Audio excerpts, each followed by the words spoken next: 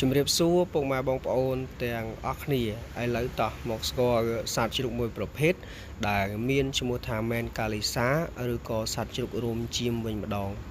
សត្វជ្រូកប្រភេទនេះមានរោមដូចជាសត្វជៀមអញ្ចឹងបងប្អូនប៉ុន្តែខុសត្រង់ថា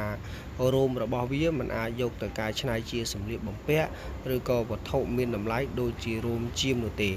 ហើយសត្វជ្រូកប្រភេទនេះគឺមានដើមកំណើតនៅឯប្រទេសហុងគ្រីហើយប្រជាជនរបស់ប្រទេសហុងគ្រីហ្នឹងក៏ជាអ្នកចិញ្ចឹមសត្វជ្រូកប្រភេទនេះច្រើនជាងគេផងដែរបើនិយាយពីរសជាតិរបស់វាវិញគឺមានរសជាតិឆ្ងាញ់ប្រៀបបានដូចជាសាច់គោបេរបស់ជប៉ុនហើយខ្លាញ់របស់វាវិញគឺអាចយកទៅប្រើប្រាស់ក្នុងវិស័យឧស្សាហកម្មផលិតជាទៀននៅក្នុងវិស័យសម្អាងក៏បានដែរបងប្អូនចំពោះតម្លៃរបស់វាវិញគឺក្នុង1គីឡូ$20បងប្អូនហើយសត្វជ្រូកប្រភេទនេះគឺដ៏ច្រើនគឺនាំចេញទៅប្រទេសចិនប្រទេសជប៉ុនក៏ដូចជាប្រទេសអូស្ត្រាលីផងដែរហើយវាមានដ៏ច្រើនគឺនៅក្នុងភោជនីយដ្ឋានធំបងប្អូនប៉ុន្តែពីដើមឡើយហ្នឹងគឺប្រជាជនរបស់ប្រទេសហុងគ្រីហ្នឹងក៏ធ្លាប់បានបញ្ឈប់ក្នុងការចិញ្ចឹមសត្វជ្រូកប្រភេទនេះដែរដោយសារតែមិនសូវមានទីផ្សារឬក៏មិនសូវជាពេញនិយមណាបងប្អូនប៉ុន្តែដោយសារតែរាជរដ្ឋាភិបាលគេដោយសារតែចង់អភិរក្សសត្វជ្រូកប្រភេទនេះក៏បង្កើតជាអង្គការមួយដើម្បី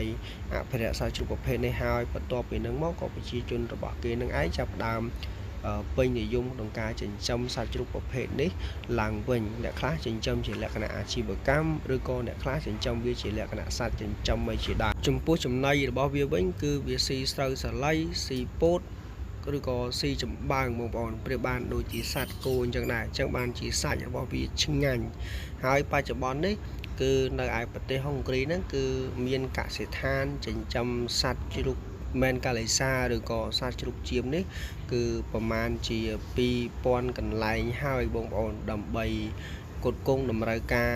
របស់ប្រជាជនដែលត្រូវការសត្វជ្រូកប្រភេទនេះដើម្បីបរិភោគណាបងប្អូនអញ្ចឹងវីដេអូនេះគឺមានតែប៉ុណ្ណឹងបងប្អូនសង្ឃឹមថាបងប្អូនទាំងអស់គ្នាចូលចិត្តហើយកុំភ្លេចចុច like ចុច share follow page របស់ខ្ញុំដើម្បីទទួលបានវីដេអូថ្មីៗក្រោយៗទៀត